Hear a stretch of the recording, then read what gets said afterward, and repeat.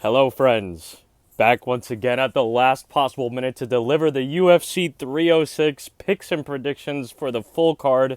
Every single fight on the card, early prelims, regular prelims, main card, every single fight I'll be giving my picks and predictions. We've been doing quite well recently. Hopefully we can keep it going. I know these are coming in late. Pay no mind to that. Don't have the notepad, the legal pad with me. We're ripping it right off Tapology this week. Starting off with the first early prelim opener of Raul Rosas Jr. versus Aoriqileng. Now, I'm going with Raul Rosas Jr. here, but I do want to mention people are acting like, the odds makers and people, actually, are acting like Aoriqileng is some fucking bum schmuck that they found at the bottom of their shoe. And it's like the easiest layup sacrificial fight for Raul Rosas Jr. Even though I think that this fight is favorable to Raul Rosas, I think the UFC is trying to build him up here. They want him to win. It's a favorable stylistic matchup for him. Aoriqileng could catch a body. He said he's trying to catch a body. I believe him. I really want to believe him. I almost want to pick the man. Because I think Aoriqileng knocking out fucking Raul Rosas Jr. well within his abilities. Aoriqileng does have power. His striking defense is suspect. His wrestling is suspect. But his offense, there's something there. There's something there for Aoriqileng. I know I'm talking a lot about Aoriqileng and not particularly about Raul Rosas Jr., but this fight is already kind of known. A bit of an interesting decision to have it be right off rip. You would assume that maybe it would be a little bit later for Raul Rosas Jr., but anyways, moving on. Raul Rosas the pick. Very calm, too, I think. I'll say by decision. Moving on, another fight that I'm actually pretty hyped for. Edgar Cháirez versus Joshua Van. Now, going with Joshua Van. Didn't get it in his last one out, but he went up against a dude who's shown that there's a lot more to him than meets the eye in Charles Energy Johnson.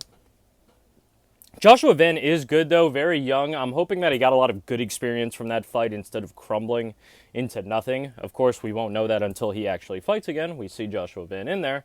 But I do think Joshua Van will be able to get this one done. I think he's going to be a much better striker than Edgar Cháirez, and I think he's going to be able to at least prevent the grappling from being able to take place.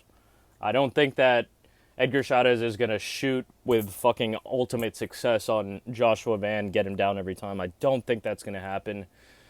But anything could happen, especially with Joshua Van, honestly. That, despite putting up a good fight versus Charles Johnson, man, get finished in that manner, it just changes how people are going to look at you. It really does. And I will say, Edgar Cháirez I don't think he's a better striker than Joshua Van by any means, but he does have some unorthodox technique that he likes to throw, and he's going to have a notable reach advantage. He has a 7-inch reach advantage over Joshua Van, 72 inches to 65 inches. Still, Joshua Van the favorite here, big favorite as well. I'm going with him as well. Moving on. Normally, I would be looking down at my papers, at my notes, but I literally have misplaced the notes, and I cannot find them. I can't find my entire notepad. So we're ripping it right off of memory and Tapology, like I said before. Yasmin Hawagri versus Caitlin Souza. God, why is it... Well, I could say why is this fight happening, but I know why this fight is happening. And we're not even going to talk about that. Yasmin's going to be the pick here. Caitlin is okay, but unless you go with Caitlin by, like, fucking knockout or some shit, I don't even know what you would really say. Like, they fought different levels of competition. The UFC, if you just look at this matchup, look at the card, what you think in your head the theme of this card is, it's obvious who the UFC wants to win in this one. Holy shit, 94% of Tapology picking Yasmin Hawagri, but most of Tapology are clowns. I'm a clown as well, but people are just foolish here. Yasmin's the pick. I think Yasmin gets it done by decision. And I think if there is even a finish, that Yasmin probably picks it up as well. So I think she's just a better fighter, straight up. Has fought better fighters as well. Super quick. Unfortunately, with this card, one, it's short as shit. Only 10 fights. That's kind of criminal.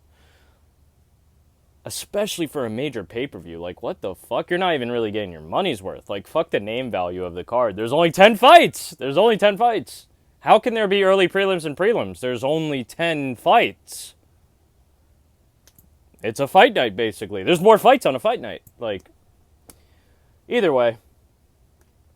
Moving on. Not even going to go rant off about that.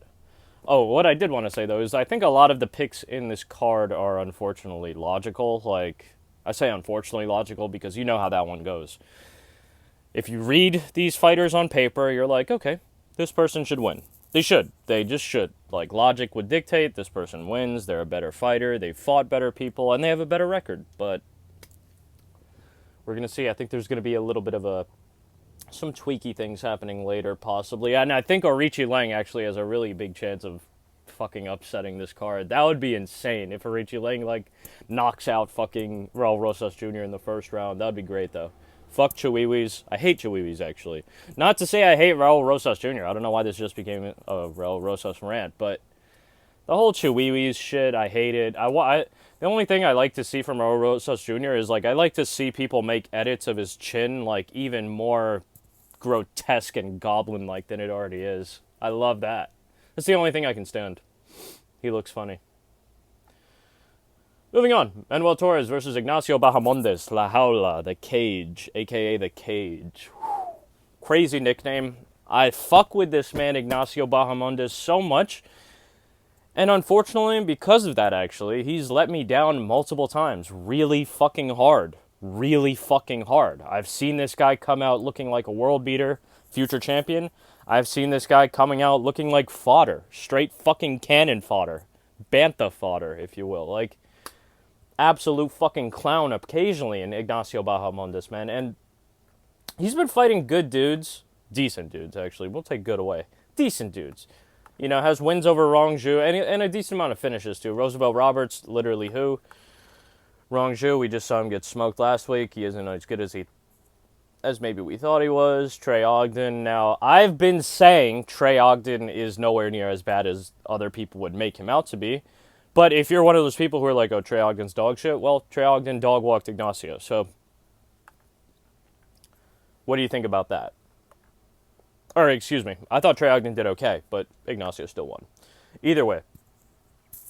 Ludovic Klein beat him, but Ludovic Klein is actually nice, so that's okay. Head kicked Christos Giagos, who is mids as a motherfucker. Not too impressive, really. Now, Manuel Torres, though. If I remember this stat correctly, he's finished, I think, 15, or maybe not finished. Maybe I think one of these involved him getting finished. 15 of his last 16 bouts, I believe, have ended in finish. I think maybe one of those was him getting finished, but he has been finishing fights. They have been kind of, not cans, lower level opponents. He's been stepping up and finishing them though, and the lower level opponents have been getting better. You know, we start off with Frank Camacho, end off with Chris Duncan. Okay, Chris Duncan isn't absolutely horrible. No, not really. What concerns me here is that Ignacio Bahamondes is going to have a size advantage and a minor reach advantage, but I think that Manuel Torres is the more lethal and dangerous fighter. When I watch Manuel Torres, he seems to go after it more. Like, he actually is actively trying to put people away, more than Ignacio, who sometimes is more content to just outpoint people, try to set up some highlight shit that just whiffs blatantly, or it does land. Like, ever since Ignacio got that spinning hook kick, again, that was a blessing and a curse for his fucking career. Like, chasing the dragon on that shit. I'm going with Manuel Torres, actually. I'm going with Manuel Torres just because I think if I go with Ignacio one last time and Ignacio lets me down here, that'll be it. Ignacio's gonna be one of the most hated fighters on my channel if that's the case, because I've really backed Ignacio, man. That Ludovic Klein shit, nah, I should have won that, brother. I can't. And don't get me wrong, Ludovic Klein is nice like that, but I think specifically in this matchup, maybe if they fight 10 times, maybe Ignacio wins 6, but maybe he does actually win more than Manuel Torres. But I think tomorrow night, I do think Manuel Torres will have his number and possibly even get a finish here. Both dudes can strike and both dudes can grapple. It's just, I think that Manuel Torres is a bit more of a finisher. He wants to finish these fights. I'm going Manuel, man. Had to solidify that pick there. That was actually the only pick that I didn't make, so that was kind of a live pick, low-key. Moving on, Irene Aldana versus Norma Dumont. Oh, God, boy. Oh, boy-oh. I'm going with Irene Aldana because Norma Dumont, fucking mids. Fucking mids, okay? Not getting finishes over Chelsea Chandler? What? And the craziest part is she's the one that made Chelsea run. She made Chelsea run. She made Chelsea turn into the track star. That shit is crazy. But if you saw that clip, you would assume that a finish comes in that fight. No, it doesn't. She won that fight by decision, bro. Like, what the fuck are we doing here? What the fuck are we doing here? Then Chelsea Chandler getting dog-walked by Yana Santos, who I picked to dog-walk her because Chelsea's dog shit herself. I say all that to say this. Norma Dumont, absolutely fucking mids fighter. Absolutely fucking mids fighter. Let's see. Carol Rosa, decent win. Chelsea Chandler, dog shit win. Jermaine Durandamy, low mid. Low mids win. Like, it's horrible, man. Irene Aldana going to be a little bit bigger and a little bit older, but I do think that's not going to be as much of a deciding factor. Fuck Norma Dumont, man. Norma Dumont, unfortunately, is just unbelievably inconsistent. I've seen her in fights where she actually does look great, to her credit, some of her earlier fights. And sometimes she actually looks like a mid. She looks like how you would expect her to look. Mids NPC fighter. Dog shit. I don't think she has a single finish in her career. Maybe she does have a finish in her professional career, but in the UFC, she's just been a fucking decision merchant. Macy Chiasson, 2 years and 3 months ago, lost split decision. Beats Danielle Wolf by unanimous decision. Carol Rosa, unanimous decision win. Chelsea Chandler, unanimous decision win. Jermaine Durandamy, unanimous decision win. All decisions. All fucking decisions. Now, I actually get a little scared. Granted, 3 years and 10 months ago, so basically 4 years ago, losing to Holly Holm by a unanimous decision, that's okay. We can let that slide, actually. But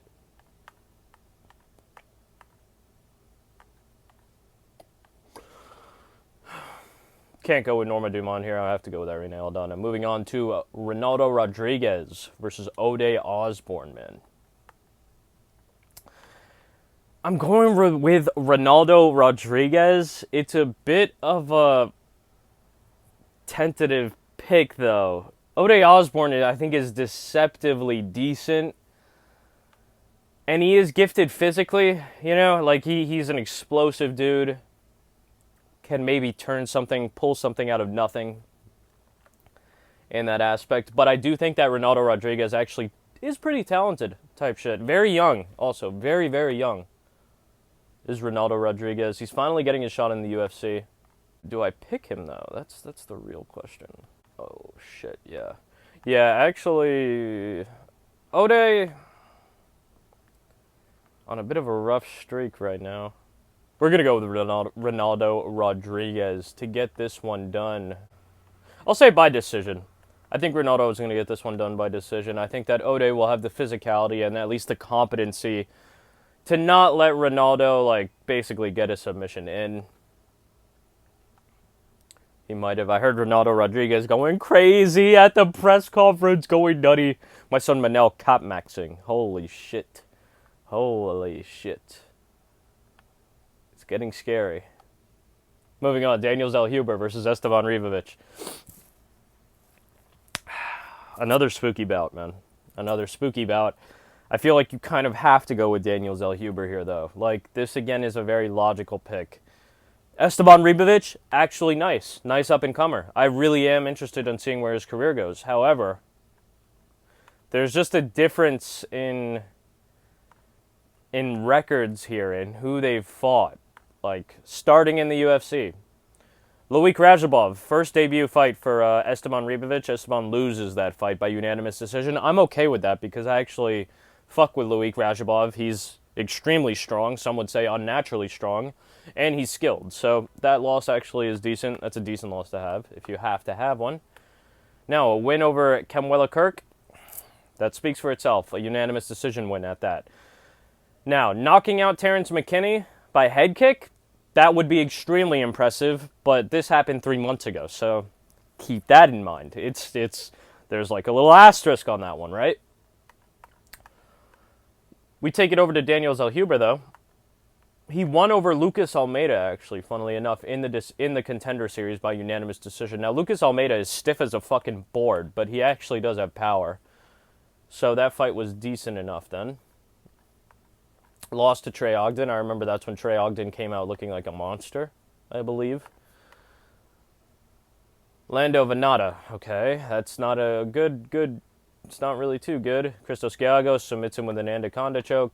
But the Francisco Prado win is really probably, and being a recent win, somewhat recent 6 months ago, that was a really good win, even though he had an insane physical advantage over Francisco Prado. I actually picked Francisco Prado to win that fight. I think Francisco Prado is really good. He has a nice combination of just physical brawn, willingness to fight, a good chin, and a bit of a wild style that actually works because of his power and just kind of everything together. I digress a little bit. Daniel Zellhuber is the pick over Esteban Ribovic. Again, do I think he gets a finish here? I think if someone gets a finish here, it's probably going to be Daniel Zellhuber. But I do think that fight's actually going to go to decision as well. So we will go Daniel Zellhuber decision pick very calmly. Now moving on to a mauling, unfortunately. It has to be a mauling. Brian T-City Ortega versus Diego Lopes. Now,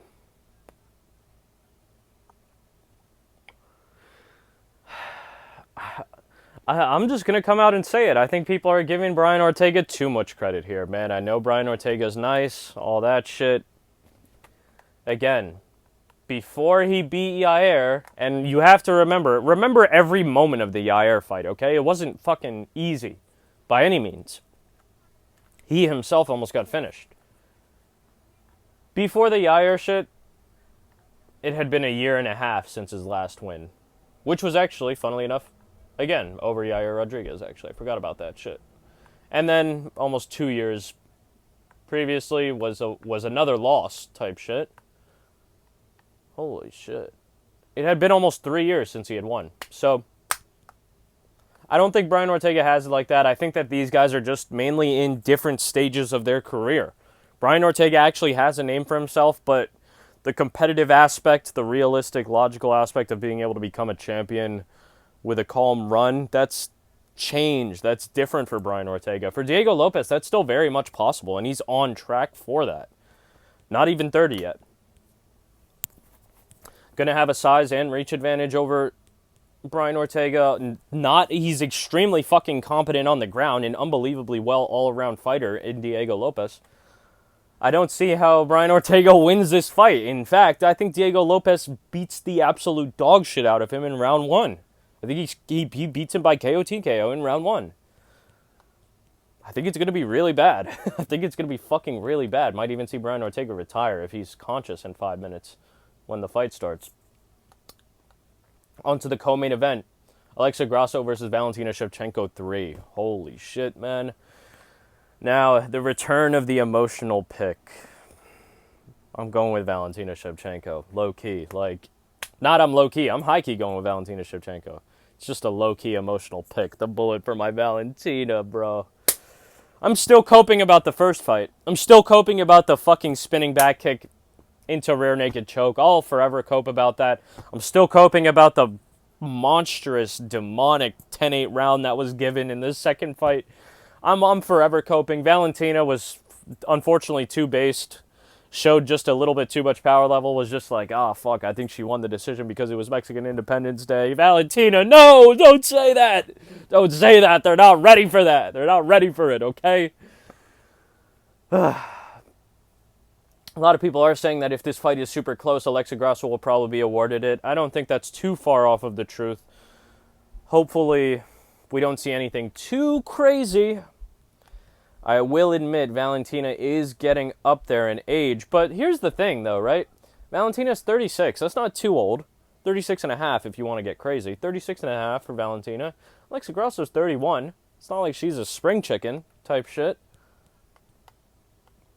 But let's go back a little bit, though. 36 years old, right, for Valentina. I'm going with Irene Aldana. Most people are going with Irene Aldana.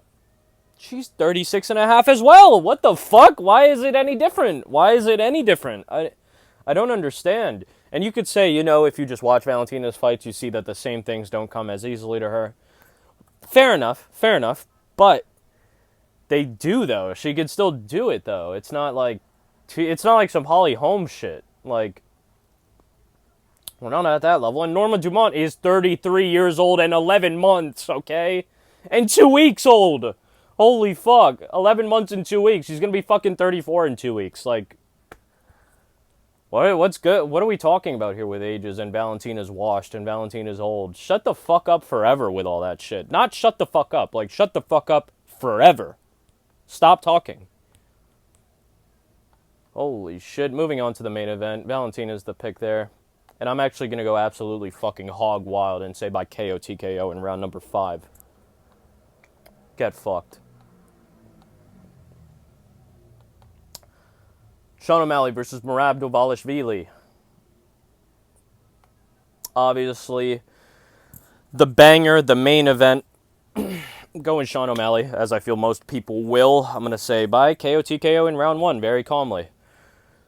While Merab is nice, and I don't think that Sean has ever fought someone like Merab, like specifically his grappling style, his strength, his drive, the kind of non-stop pressure, the relentlessness that Merab has. He's relentless.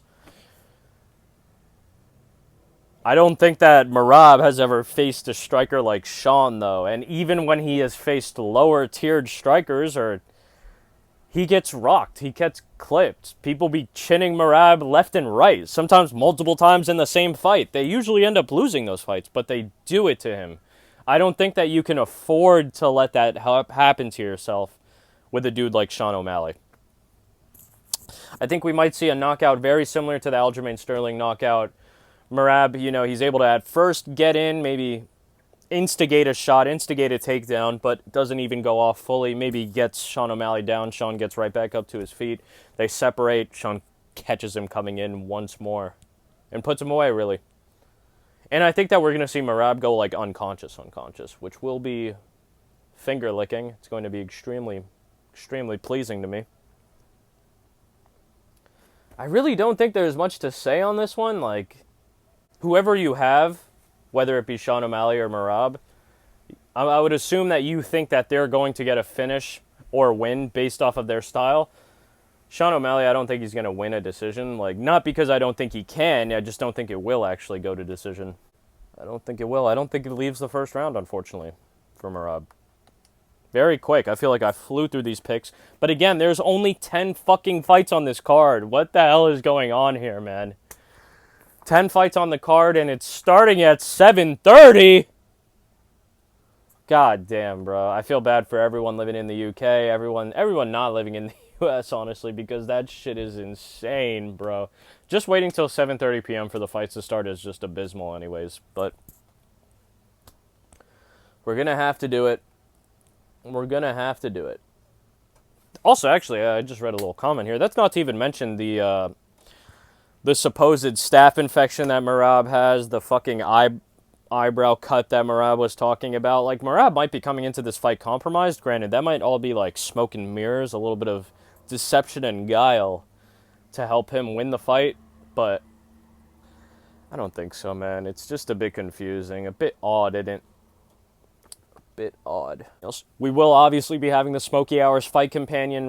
I'm going to try to actually get into that shit early, like 30 minutes before the fight start, maybe even an hour, because fucking 7:30 is unbearable, so I'll try to hang out with you guys if it's at all possible. Go to the channel, like, comment, and subscribe to see the actual Smoky Hours fight companion. Hop in there.